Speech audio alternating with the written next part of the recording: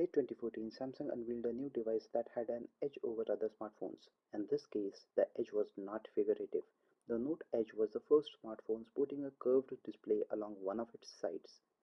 Does that make the phone more attractive? Absolutely. Does it really give it a leg up over other top tier smartphones? We find out in this video review of the Samsung Note Edge.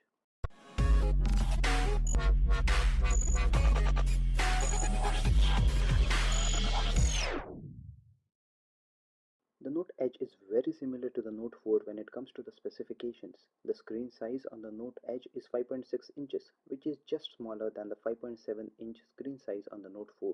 The Quad HD Super AMOLED display has a resolution of 2560 by 1440 pixels, not counting the Edge, which is 160 pixels wide.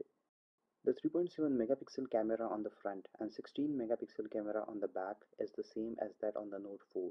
The battery is slightly smaller at 3000 mAh compared to the 3220 mAh as seen on the Note 4.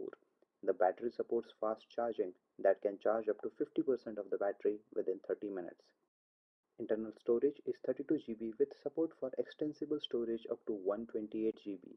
With a 2.7 GHz quad-core processor and 3 GB RAM, this is one powerful phone, quite identical to the Note 4. For details about the battery life, camera, and performance, please see a thorough review of the Note 4. The Note 4 and Edge are not completely identical though, specifically when it comes to the look and feel. But before we get to that, let's take a look at the X factor of this phone, the Edge. The Edge mostly serves as a display for actionable items on your phone, such as notifications, quick access panel for apps and folders, a ticker of stock updates, news, and Twitter trends. You can manage and customize the Edge display from the settings, which can be easily accessed from the Edge itself. There are several Edge display panels available in the stock setup, and you can download additional panels from the Samsung's Galaxy App Store. The Express Me feature lets you customize the look of the Edge display. You can choose any image to be displayed on it or enhance it with a few predefined effects. As you move the phone, the image scrolls and it looks really cool.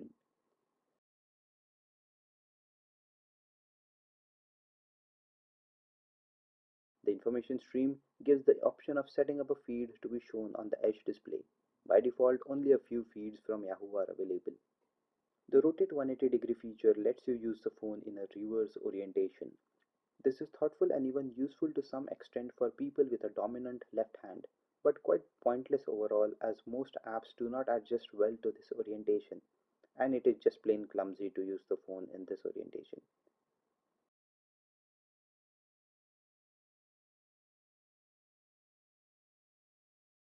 The night clock is probably the most used feature on the Edge display, as it is passive and you can set the Edge to act as a clock display for specific periods. This view shows the weather, current time and date, or the time of the next alarm. The personal message is the text seen on the Edge for apps that do not leverage the Edge display, which pretty much means almost all non-Samsung apps. With Samsung's own apps though, they have made it a point to make the best use of the Edge display. In the camera app, the shutter along with the other settings are located on the Edge.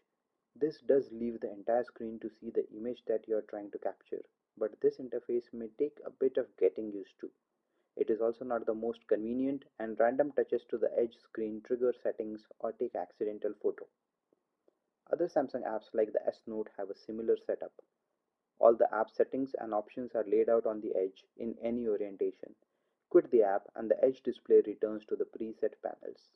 There are some other features quickly accessible on the Edge by pulling down from the top of the Edge display.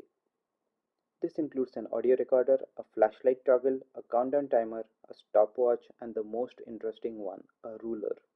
Now you might ask if a ruler is really useful.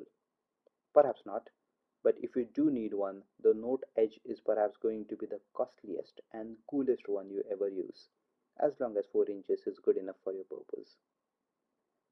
That's pretty much all there is to the Edge. It is the unique factor that the Note Edge claims over the Note 4, but that is really not enough to make up for the cheap feeling design of the Edge.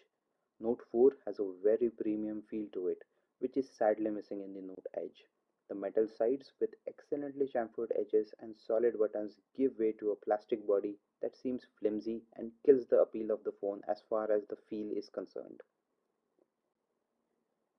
As a phone or a phablet, the Note Edge is excellent and offers all the features of the S Pen as a bonus. The Edge is unique, though not too useful.